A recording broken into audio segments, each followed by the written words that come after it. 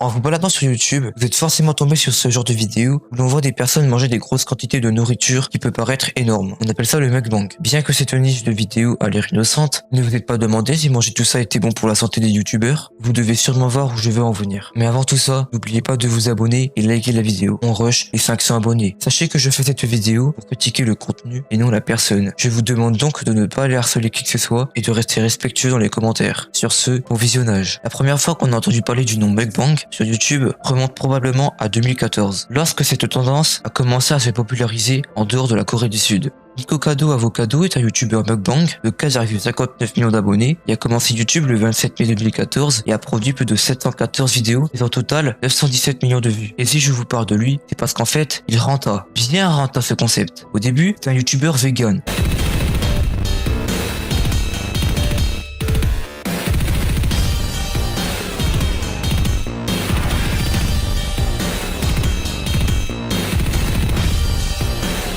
Bon, il a supprimé les vidéos donc voilà, proposant des vidéos sur des dégustations de produits vegan. Il arrêtera ensuite pour se mettre sur la nourriture de l'enfer. Non, plus sérieusement, il ne fait que manger de la malbouffe et c'est triste. Enfin, ça, c'était ce qu'on pensait avant cette vidéo. Au step ahead, soit 2 longueurs d'avance en français. Et en gros, il explique qu'il a fait tout ça pour une expérience sociale. Bon, il a bien rentré son expérience, hein. Mais vous allez dire, comment c'est possible de perdre autant de poids en 7 mois? Bah, il a expliqué que c'était des vidéos enregistrées qu'il perdait du poids pendant 2 ans pour arriver à ce physique. Mais après, c'est parti en couille avec cette vidéo Oh waifules de internet, soit comment j'ai trompé internet en français. Ben bref, autant le laisser dans sa bulle car il pense être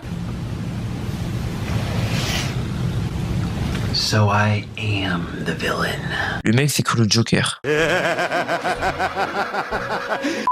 Il s'y trouve aussi cette chère personne nommée Soyung qui fait aussi du mukbang. Cette fois-ci, elle fait pire que les autres youtubeurs. Elle mange des animaux vivants en les faisant souffrir. Elle met parfois des animaux dans du vinaigre et sans souffrir les pauvres animaux. Dans cette vidéo, on la voit manger des poulpes vivants sans aucun regret.